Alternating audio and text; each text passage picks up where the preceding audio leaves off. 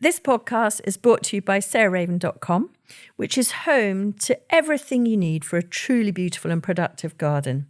You'll also find great and essential gardening kit and stylish, lovely things to have in your house to bring the outside indoors, all inspired by the garden and the house being tied together. There's also plenty of garden inspiration, how-to videos and specialist growing guides. So head over to sarahraven.com today to discover even more.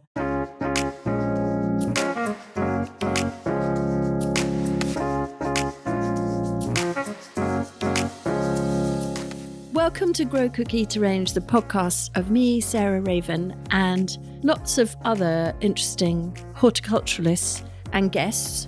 And today I'm joined by Jemima Bowker, who I've worked with now for 3 years. She first came to Perch Hill as an intern, and I thought she was so wonderful. I tried to persuade her to stay, and so I offered her a job. And she'd been at Dixter and she'd been at Gravetie, and then she came back here, and she has been running all our events here for the last couple of years, and now is helping me pull together a whole sort of new part of the Sarah Raven product umbrella, which is aimed at beginner gardeners and young people like Jemima. So welcome, Jemima. It's lovely to have you on the podcast. Thank you very much. It's good to be here. So I call her Mimes. Mimes has been gardening now for 3 or 4 years. And so she's not a total beginner, but on the other hand, she remembers very clearly when she was, and she very much wants to create a garden in a city setting in London, in fact. And so anyway, over to Jemima, really. So what we're going to do in this first one is she has chosen 12 of her favourite plants that she got to know over the years that she was working at Perch that will suit an urban setting and also are easy to grow. So they're ideal for beginner gardeners. Now, I'm whittling on far too long, but just quickly to say, obviously, beginner gardeners can be any age. Jemima happens to be in her very early 30s. But what we hope is that this will appeal to you whether you're 10, 20, 30, 50, 100. So, Mimes, what are the things that you would really like to grow that you know are easy to grow from seed particularly? So I have a bit of a list here, which I'm excited to go through with you. I guess one thing worth bearing in mind is that although I've spent loads of time in different gardens and a lot of time in the garden at Perch Hill, one area that I don't think I've spent as much time or put as much focus in is the propagation side. So I'm excited to chat through the actual seed sowing methods as well, because I think that is something where I definitely could have more knowledge on. So my number one is Calendula. They are everywhere at Perch Hill. We use them for all the salads. They're vibrant and colourful and edible, and notoriously are very easy to grow and quick to germinate. I love the touch of red mix because I love all the ones that have that amazing kind of crimson reverse. I just think it's a really nice contrast, and I prefer them to the kind of just pure orange or yellow ones. So I love that they're edible. I think you could grow them in pots, or they can be on edges of borders. So for both beginners and small space urban gardeners alike, I think they are pretty easygoing and low maintenance. So I think I'd sow them in a gutter, but you might have other ideas. I think, to be honest, they're one of the few things that I might even sow direct. I mean, I'm not a great direct sower, i.e. where you just put the seed straight into the garden. But calendulas really are so reliable. They want to germinate for you. But if you want them to be even quicker and quicker to flower, I would sow them in a gutter. So go to a builder's merchant, get maybe a couple of meters of gutter pipe. You can either get them to cut it down there with a hacksaw, or you can do it when you get home into short sections. And then sow the seed, about 1 inch apart, which sounds like a lot. But the point about that is that you can get your hand, your sort of fingers pointing down, almost like a knife, between plant 1 and plant 2. So you push plant 1 out into the border, or if it's a big pot, and then you move your hand along another inch and push plant 2 out. But I'm actually going to plant plant 1 and plant 2 30 centimetres apart, because that's what they need. So they've only been 1 inch, so 2 to 3 centimetres or whatever, from the next one in the gutter. But then that's the beauty of the gutters, is that you're then spacing them widely. So actually a tiny gutter creates a lot of calendula or a lot of whatever you're sowing in them. So that is how I would sow calendula touch of red mix. And it's a great choice, wonderful cut flower, and also fantastic for pollinators. So really rich in pollen and nectar. They do have a long flowering time, but are they cut and come again, essentially? They'll keep coming back? Yeah. They very much are. So never cut them to the ground, cut them to above a leaf on the stem, and then that will form what's called an axillary bud. And that forms next week's flower or 10 days' time as flower. The one thing is they're hardy annuals, so you can sow them a month before you want to put them out in the garden, or put them out in the garden, or sow them direct from the middle of April. But they do tend to get mildew on their leaves once it gets hot and dry in the summer. So if you're organic, which we are, you can try treating that with bicarbonate of soda mixed with a teaspoon of sunflower oil. Well, put into water, about, a jug, a sort of litre of water, teaspoon of sunflower oil, and a teaspoon of liquid soap, like some non-chemical liquid soap, not fairy liquid, because that's very chemical, and water. So you've got your bicarb, your water, your sunflower oil, and your Ecova. And you can try spraying that from the moment you plant them out once a week, and that will keep mildew at bay. Or you can just decide, I'm taking out my calendula, I'm putting in my cosmos, and it's fine if they've got mildew, you can move on. So up to you. And the petals are still normally quite lovely, so you can still be using those on your salads. Exactly. Great. Yeah, I love them. They're just so happy and a great colour, and quite early on in the summer as well. Right, next is Zinnia elegans Queenie Lime Red. I just think is the first year I was at Perch Hill, I wasn't that wild about them. And then last summer, I just absolutely love them. I love how they are, when they first are coming out, they're kind of pale kind of lime acid green.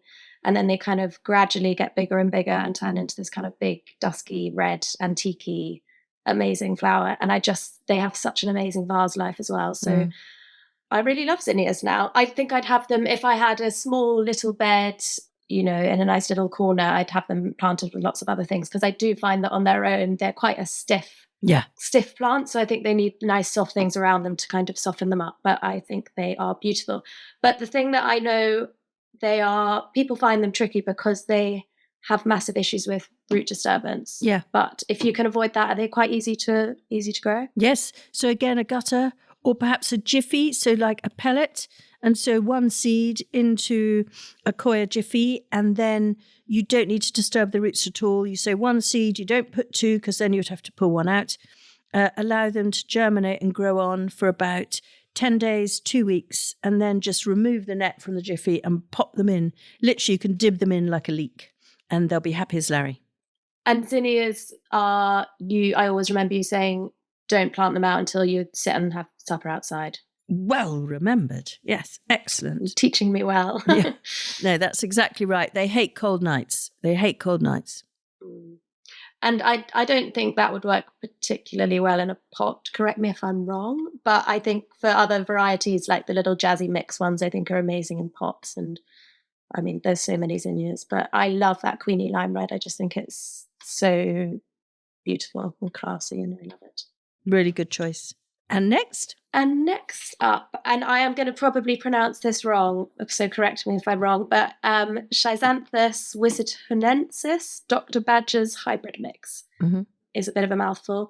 But we had them in pots at Perch Hill in kind of early summer, so I think they were sown in autumn. And they are quite tall and elegant, and they've got this kind of ferny foliage with kind of butterfly-ish delicate flowers in pale purple to that kind of honesty purple colour. And I just love them when there wasn't a huge amount else going on. I thought they were amazing. And when we were about to cut them back after they'd kind of gone over, we kept them and we used them in flower arrangements in the shop at Perch Hill. And they lasted in the vase for like 2.5 weeks, I think, or maybe even longer. So they were amazing. But I've only ever seen them growing in pots. I mean, would you grow them in the ground? You can. They've got very delicate stems. I mean, I could call them flimsy, but that's a bit derogatory.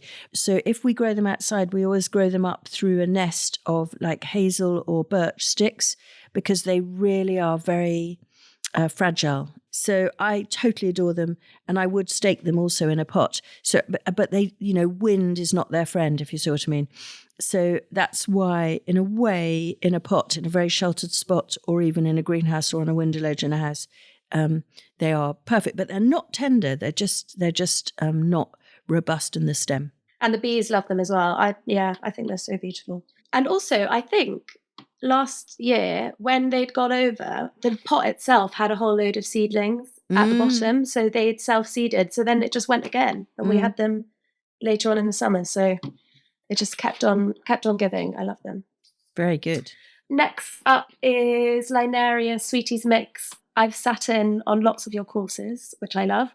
And I always remember you saying, if you sow one thing and you really think growing from seed is just too scary and terrifying, then just grab a pack of this Sweeties mix or any Linaria and scatter it in a pot, and you will have amazing flowers in, I don't know, 10, 12 weeks. Yeah, they're really quick. So I just think for me, I'm kind of renting at the moment, and I'm moving around, and so I've not got a kind of permanent garden of my own. And so, I've got some pots that I lug with me from house to house.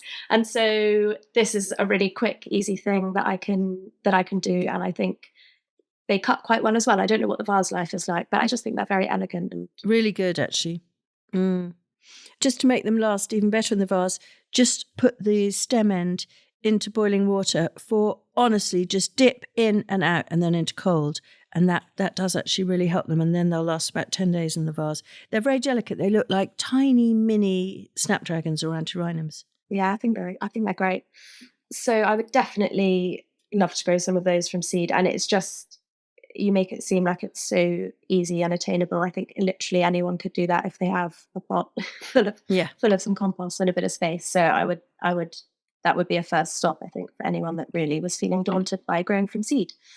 And then this has one of my favorite plants. It's a bit of a soft spot for me, is the Scabiosa Black Cat, which I had in my bouquet for my wedding. And I just absolutely love it. And the thing that I thought was so amazing, which is why I think it's good for gardeners with a small garden and beginners, is because its flowering period is so long. It just goes on and on. I remember we were picking it at the beginning of June, and I think we kept on going until October. Yeah. And it's these kind of pincushion like flowers with like very long wiry stems that quite often have really nice kind of natural kinks in them, which I love for arranging.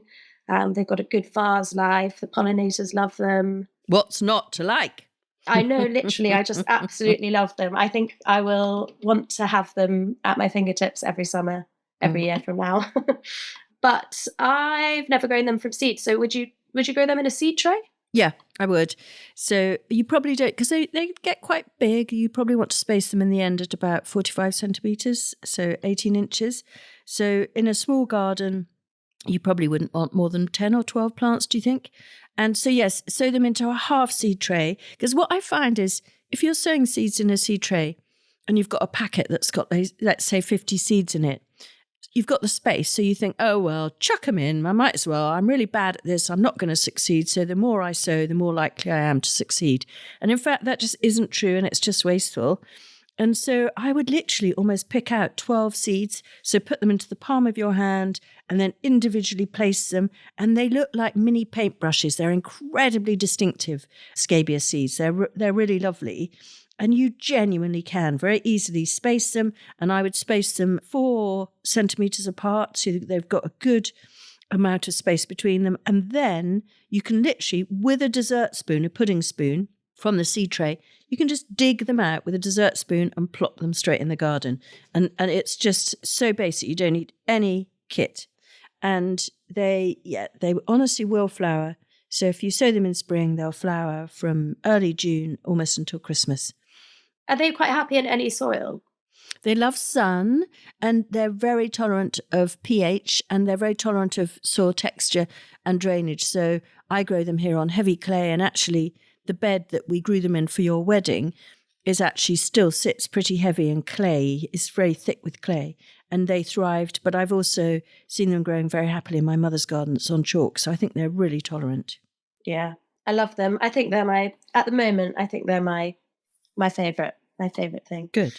Okay, next up is Viola Tiger Eye Red. I mean, I love all the violas. I also was tempted to say the Frizzle Sizzle ones because I do love those frizzly ones. But the Tiger Eye Red one is just very, very beautiful. And when it's backlit and it's kind of terracotta-y, golden, crimson kind of petals, it's just so pretty. I like to have something on my pots over the winter when everything else is looking a bit sad. So I just think that would be the time that I'd want to have them, really, when there's not much else going on and all the pots have been planted up with tulips and they're looking a bit bare. So I don't know, what time of year, if I'm aiming for that, what time of year would I be selling those? So if you want them through the winter, then you want to start thinking of sowing sort of end of August, beginning of September. If you want them in spring, then you want to start sowing February into early March. So it really depends when you want them. But they are easy to germinate. Seed tray probably, but again, probably a half seed tray would be enough, or maybe a whole seed tray if you want lots of pots. But if you want them for winter, then start in late summer. And you'd never sow those direct? I don't think I would, because I think your pots at that time of year are going to be full with other things. And so, you're going to have to dismember a pot to then give it space. So I would sow them on a window ledge if you don't have a cold frame or anything, and do them straight from the seed tray, you don't need to prick them out, just put them straight into the pot. Yeah, and I love them for pressing as well, because Arthur back last year sometime gave me a lovely little flower press, and I just think they're so, so beautiful. So they've got to be there at some stage. Next up is Cosmos. There are so many to choose from, but I find the one that whenever I was picking flowers for events at Perch Hill that I would always go back to and was always there and looking really fab and never looking too sad is the double click cranberries. I just love it because it's a little bit frilly. It's an amazing rich pink colour, and obviously Cosmos are amazing cut and come again. So if you have a small space, you can get so much out of them. If you're a beginner, they just keep on giving and they just keep producing. So I think Cosmos are amazing, but I just love these double click cranberries ones, and they're obviously also great for pollinators too. So I would definitely have them in my garden. I guess the thing that would be good to talk about is the importance of pinching out. And would we sow them in modules or individual pots? Or I would sow them probably in a jiffy, or a module. Yeah, it could be in a seed tray. Are they quite kind of robust, just quite easy? Yeah, robust. Honestly, but don't sow them too early, because then they're not hardy, so you can't put them out into your garden till your frosts are finished. And here, that is normally last week of April, beginning of May. And you really don't want to sow them till about 4 weeks before that. Otherwise, they'll end up getting pot bound. So we tend to do them quite late in March or even early April. And just like Jemima says, is pinch out the tips when you get to the 3-leaf stage. And that will make them chunk up a bit, which is what you want. But they're dead easy. Sometimes if all the conditions are right and the seed is warm, moist and dark, which you can create by putting in a seed tray, just covering it with a bin liner or whatever, and just giving it a little bit of basil heat. You can get them to germinate literally overnight. I mean, I have in the past. And then they just grow on so quickly. So they're a really, just like the scabious, they're a gift. And as a beginner, I would passionately recommend them. And one thing that we've not really talked about, but it is quite often talked about when it comes to seed sowing, is thinning out. I feel like your philosophy is to treat your seed as gold dust. So you really almost shouldn't have to thin out. But are there occasions, obviously with really small, tiny seeds, that actually... So the things, exactly as you say, that are like dust. So the two things that immediately spring to mind with me are the tobacco family, the Nicotiana family, are really, really minuscule seed. And you just can't sow them individually. So you have to just sow them really quickly over a big surface area, and then you get quite even distribution. And also foxgloves are really tiny. So those are the two. But they're biennial, so we'll come on to them because they're not maybe so perfect for beginners because they need to be grown for a year before they flower. Another time. Okay, then moving on to, this is a perennial grass, but which I think it's nice to have something that you don't have to think about every year, and you just have to kind of chop it back at the end of or in spring or early autumn. So I love Casmanthium latifolium. It's a really lovely, it looks like it's kind of wheat that's been rolled over by a tractor, and it's just very elegant, and it kind of floats in the wind, and it dries really nicely at Christmas time. So I really love it, but I know lots of people quite often say that they struggle to get it to germinate, and that you have to be incredibly patient with it. But maybe you've got some tips and tricks for that, because I know it's a tricky one.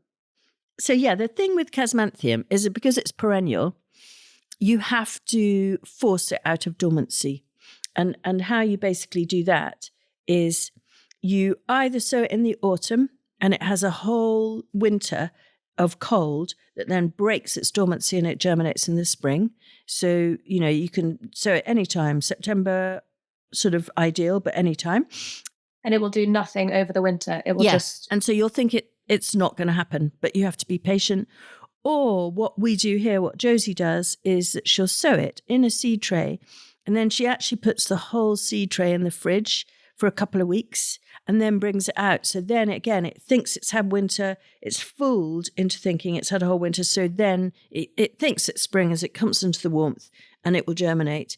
So I love it too. And Arthur Parkinson, who actually Jemima just referred to, has just been doing an experiment with it in a pot. And he has found that it's more flowery in dappled shade than it is in full sun. And whether that's because it dries out too much. But anyway, what a lovely, elegant thing to have in a pot, because it's got these beautiful arching stems, which, as Jemima says, are topped with these lovely sort of flickery, beautiful, moving grass heads like oats. That's good news for those in small gardens where you don't necessarily get so much sun, and where you're gardening in pots, which is so nice, because it's quite unusual to have kind of big perennial grasses in a pot. And maybe this isn't worth including, but sometimes in the first year you won't get seed heads. Is that right? Very important to include. Really important. It's absolutely right. That it will form a tussock grass, and you may get a few heads, but don't give up on it, because it's perennial. And the more established and the bigger the clumps get, the more it flowers. So it really is one of those things that you just got to bear with. But I promise you, as Jemima says, it's incredibly well worth it. Well worth it. I pinched it from Perchill after events, and I need to grow my own, because it's not so easily accessible. Okay, I love Anethum graveolens, so dill, I love the umbel kind of form of it. I love the colour. I love that it's kind of acid green, which paired with a lot of these other things that I want to grow, scabious, cosmos, the zinnia, it's just such a good kind of pop of acid green, which just livens it all up a bit. I could use it in the kitchen, so it's good. Kind of, it's an edible in some ways as well. I think it's got amazing vase life, and is it a short-lived perennial but grown as an annual? No, I think it's an annual. I think it's a hardy annual, yeah, but not the hardiest of them. So I would say it's one of the few things on your list that I would definitely encourage you to sow direct. So you literally just scrape the soil at the front of a border and sort of running back to the back, and just sort of break up the soil surface so it's not too coarse and lumpy, and then just chuck it straight in. And it will germinate really rapidly, and then you will need to thin a little bit, but you want to do that carefully. So for every seedling that germinates, you want to try and leave a space between one and the next of sort of 3 inches type thing. So I don't know, a few centimeters, and then it'll grow on very happily. And whenever you thin, you need to just firm down the soil around the plants that you leave behind so that their roots aren't in the air. So but I would just, direct sow it, thin, and then leave it to grow. It does need support. So either have it growing up through other things that will support it, or perhaps just do some little branches that you can harvest from one of your trees and just stick them down low to have it growing up through. And it does self-seed? Yes. Does it self-seed very aggressively, or is it kind of... not aggressively, really, really containable. And so it's a lovely thing to introduce into your garden, and you'll see it coming up from then afterwards. Yeah, I think the combination of the foliage and the acid flower I just love. Okay, on to our next one, which I've got the Icelandic poppies, the champagne bubbles mix. I just think they are like tissue paper flowers in beautiful kind of pinks, oranges, apricots, wonky stems, beautiful little flower heads. And I think they're great in pots or, also on the edges of borders. And they keep kind of going. The more you pick, they do have a long flowering time. So it's not the cheapest packet of seed either, is it? But it's well worth it because they just keep going on and on and on. And I just think they're so beautiful. And they have a quite good vase life as well if they're seared. Yeah, good. Very true. But I think they are true. Poppies are notoriously tricky, aren't they? So what can I do to have success? You're right, they are. I would do them in a seed tray, and they don't like root disturbance. So again, if you can, they are quite dust-like, but if you can possibly sow them as thinly as you can, then what I would do is I would just thin them down to, again, rather like we said with the dill in the garden, to a seedling that is coming up every kind of inch and a half or whatever. And then with your dessert spoon, again, don't bother to prick them out and put them into another pot. Just literally ease out that seedling and its roots and plop it straight into the greenhouse or a pot or whatever. And that way you will get minimal root disturbance. You can do them in jiffies. That's another option. So just like we said with the zinnias, that would be your other thing. But I find you mustn't bury them too deep in the jiffy because they're this dust-like seed. So and it's very difficult to get them singly. That's the problem. So that's why they are, of your whole list, they're probably the thing that I would say maybe get seedlings for that and let one of the experts do it for you, just because they are a bit of a fiddle. So possibly one to get in through the post or go to the local garden centre. Or give it a go and take on the challenge, but not be too hard on myself if I fail. Yeah, exactly. I mean, that is, you're moving to the University of Seed Sowing to succeed with all your champagne bubbles. But yeah, they are beautiful. And we always have them at Perch Hill because you obviously have the space in the glass house. So they're planted out in autumn and then we have them to cut kind of pretty early in the year, which is very nice. Okay, then Helianthus sunflower, Ruby Eclipse. I love the kind of apricot-y, coffee, crimson-y colour of these. I love the big, bright yellow sunflowers as well. I think they're super happy and lovely, but I think this is what I'd have in my garden. But in terms of having if you've got a small space, you do want to have a few together rather than the odd one popping up looking like the odd one out. So it's maybe not so amazing in a small garden, but in terms of easy care, sunflowers are amazing for kind of getting you going on seed sowing, I would say, if you agree. Yeah, and I love them in a small garden actually because they're sort of like parakeets, although I know they're controversial, but they feel like so glamorous and they are so easy to grow. And then you have these amazing parrots that somehow flower all summer and right through into the autumn. And you can direct sow them, but probably easiest of all, one seed straight into a little pot. So just get some little pots and put one seed vertically straight down. Those will germinate in 3 to 4 days. Plant them out 2 weeks later, and that's it. Pinch out the tip, which feels really weird because it feels like you're almost killing it. But once they've got 3 pairs of leaves, if you just want to pinch out the tip, you don't have to, but it does make them flower longer and produce more flower, makes them bushier. But Ruby Eclipse, I agree with you, I absolutely love. And it's quite good because it's not too giant. Yeah, and do you ever pinch them out? So once you've planted them out and they're actually got quite a good growth, would you ever pinch them out further along the line so you get really loads of heads, or does it not work like that? Yeah, you can. I would try and do it at sort of the 3-leaf stage, which often with a sunflower, to be honest, can be 45 centimetres. I mean, they can have got quite tall by the time they've developed 3 leaves. But then pinch them and then they will branch. And then the thing is, rather than pinching them out again, start picking them, start harvesting them. And again, don't pick the flowering stem, the individual flowering stem that you're going for right down to the main stem. Always leave a pair of leaves below where you cut, because those will form axillary buds. And just like pinching out, you will then get this nice rolling production of beautiful sunflowers that you can pick for the house, and it will continue their flowering longer in the garden. Yeah. I didn't realise they germinated so quickly. Yeah, they can be super quick. And so I wouldn't sow them until April, probably. Okay.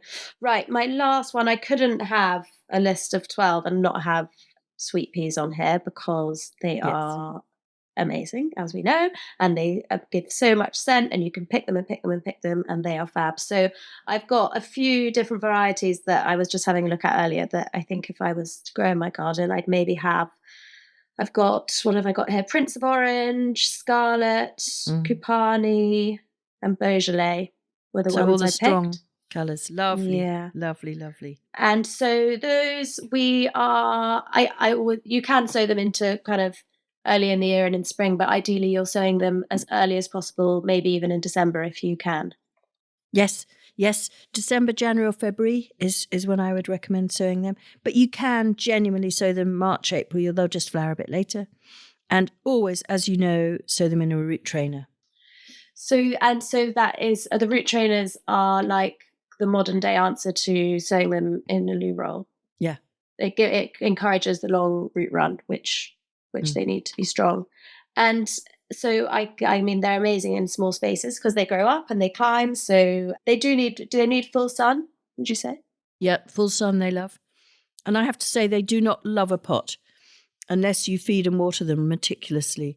So I would try and get them in the ground and have them climbing up and over a teepee or over your boundary fence with your neighbour or over your shed or over a shrub, but they need to be in the sun. Yeah. And they're hungry, so lots of food if you can get it. Yeah. Good. Well, what a lovely list, Jemima. I think that is absolutely fantastic. That feels really doable and really life enhancing. You've got cut flowers here. You've got edible flowers here. You've got perennials here. You've got winter flowers like the viola here. What a great selection. That was so nice chatting that through. Better get going. Yep. Thanks very much. Thank you for having me. Thanks for listening to Grow Cook Eat Arrange. And it was lovely introducing Jemima Bowker, who is going to be leading our beginner gardening sort of club, I guess, in a way, giving advice for people who are just starting out and have perhaps small urban spaces. Next week, we're going to talk about a big rural space. We're going to talk about rewilding at Knepp, but actually from a gardening perspective with Charlie Harper and Adam, my husband. So I think it's going to be a really interesting talk. So join me then.